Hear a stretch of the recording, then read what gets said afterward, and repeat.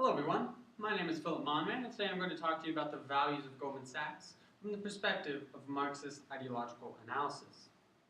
Goldman Sachs is a multinational investment bank that offers a variety of financial services throughout the globe. In the 1990s, Goldman Sachs led the way for banks in risk management. They were considered to be the top investment bank of their time. They did this through a unique approach to risk. Goldman Sachs was able to attract top talent, brilliant people, and they were very cautious about the investments that they made. This allowed them to, in the early 21st century, break revenue records year after year. However, during this time, they also started to take a different approach to risk. Their approach to risk became a little bit more loose. A lot of their investments were tied to subprime loans in the housing market, which eventually became worthless during the Great Recession and forced Goldman and many others to seek government funds and funds from private investors to stay afloat. Shortly after the Great Recession in 2010, the Securities and Exchange Commission charged Goldman Sachs with fraud. This led to a great distrust throughout the country of Goldman Sachs. According to one poll, nearly 69% of people had a negative view of financial institutions. This caused a great PR problem for Goldman Sachs. So in response, they decided to conduct a unique national advertising campaign called Progress is Everyone's Business. However, a lot of people said that they missed the mark with this advertising campaign. They did not really address the concerns that people had with the ethical behavior of Goldman Sachs. More likely, they simply addressed the idea that Goldman could raise a lot of money for companies, which would help them add more jobs. So I began to wonder, does Goldman Sachs have a disconnect with the general public? Do they have trouble communicating with people who are not from the same class as they are? Do they have trouble understanding the values of people different than them? And in turn, does this influence their communication? So I decided to dig a little deeper. According to several studies, including Schmelz in 2014, a company cannot communicate an idea effectively unless that idea is part of that company's corporate culture.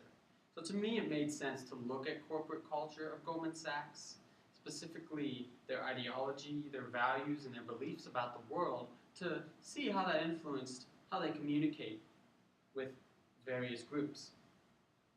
This is what led me to Marxism, which is a philosophy developed by Karl Marx in the mid-1800s. And Karl Marx chose to view everything in terms of class ideology and class struggle. Marx defined two primary classes that existed throughout history and that he said will continue to exist in many years to come. These two classes are the bourgeois and the proletariat. The bourgeois, according to Marx, are those who own the means of production. So these are the people that own the businesses, the rights, and the ideas to produce products and services. The proletariats are those who do not own any rights or do not own any means of production, and therefore, to survive, to get money, they have to sell their labor power to the bourgeois. Goldman Sachs represents a special case in Marxist class ideology, because Goldman Sachs, technically, the employees do not own many means of production. However, they are also economically far removed from the proletariat because they are paid millions of dollars a year. So Marx addressed this issue even back in the 1800s, and he said there are certain classes that come and go. They're not as solidified in our economy and in our culture as the two main classes, but they are there. One of these classes is the petty bourgeois, and this is where Goldman Sachs would fall. The petty bourgeois are those who have the financial capacity to own some of the means of production, but they generally don't own a lot of it. These would be your small business owners and your wealthy employees that Goldman Sachs would have. So Marx also identified certain values that each class would have. The values, just some of the values that the bourgeois would have, which I use to guide my study, are revolutionary ideas, new technology, expanding markets, and reduced costs. Some of the values that the proletariats would have are creating more jobs, increasing wages, having leisure time, and upward mobility in the workforce. And as we will see throughout the study, these values are still true today. So for the study, I chose to look at 10 YouTube videos and 5 ads by Goldman Sachs. I put a limitation on the study so that the ads and the videos were all taken from the year 2015 to keep it within the same context. My goal was to see if Goldman Sachs expressed certain values. Specifically, if, depending on the medium and depending on who they believed they were talking to, if they altered the content of that media to address the specific values of a particular class. So my research questions are, do the videos and advertisements of Goldman Sachs indicate that they are communicating the values of a bourgeois or proletariat class? And my research largely supported both of these research questions, but in slightly different ways. So research question 1 was definitely supported. Goldman Sachs clearly expresses dominant bourgeois values in their videos. And this makes sense since their videos are targeted to a more specific audience, a more narrowed and financially literate audience that would possibly even be clients of the company. 2 dominant bourgeois ideas that Goldman Sachs expressed in nearly all of their videos was the idea of revolutionary technology and new ideas. When Goldman Sachs talked about new ideas, they were usually addressing ideas that the company generated themselves. An example of this is the insight they had into millennials. I will play a video now of Goldman talking about how they took research on millennials and drew insights from that to make it profitable for businesses.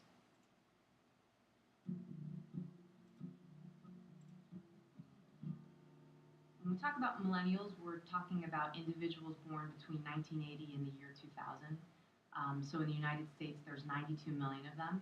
They're the largest generation ever. For comparison, baby boomers were 77 million in size. So this is a large and important demographic.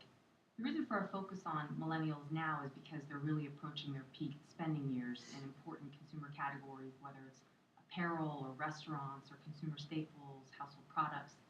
Over the next 5 years, we're looking for their spending to increase by 15% simply by getting older, while baby boomer spending will decline by 10%.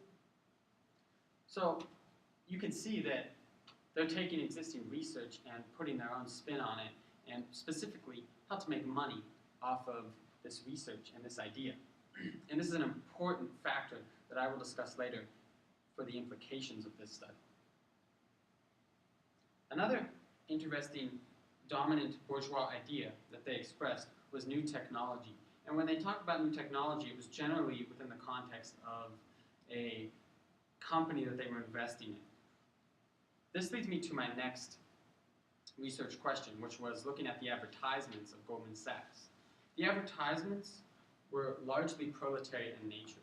4 out of the 5 advertisements were almost exclusively talking about creating jobs for a particular place or organization and increasing wages and some element of corporate social responsibility tied into that.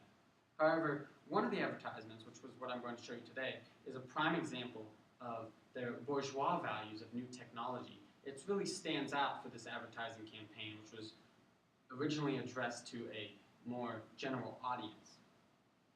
And this is the advertisement for their investment in a company called Mobileye, which is a company that can insert a chip and a camera into a car. And using high-powered computers, this chip can detect obstacles in the roadway and predict what's going to happen next. And it can take over the braking system of the car in the event of an emergency, thereby saving lives. Goldman Sachs helped this company with a $1 billion IPO in the United States Stock Exchange.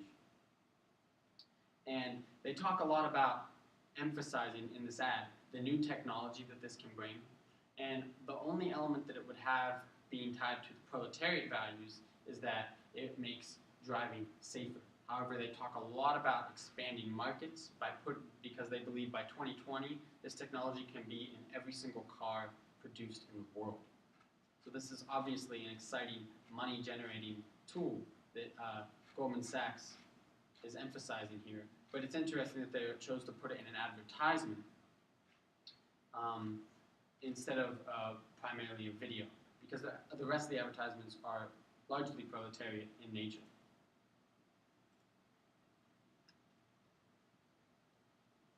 So, some of the implications for this study is that Goldman Sachs predominantly has bourgeois values.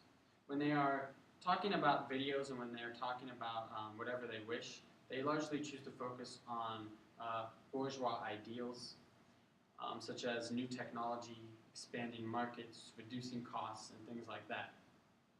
However, almost a good bit of the time, these are mixed with some proletariat values. They will often reference if their investments helped a company to create jobs, regardless of who they think they're speaking to or not. Another interesting observation from this study is that regardless of the values, Goldman Sachs always presents things in the context of capital. And this goes back to what I was talking about with the millennials. Goldman Sachs is always trying to find ways to make more money and to be creative in that sense.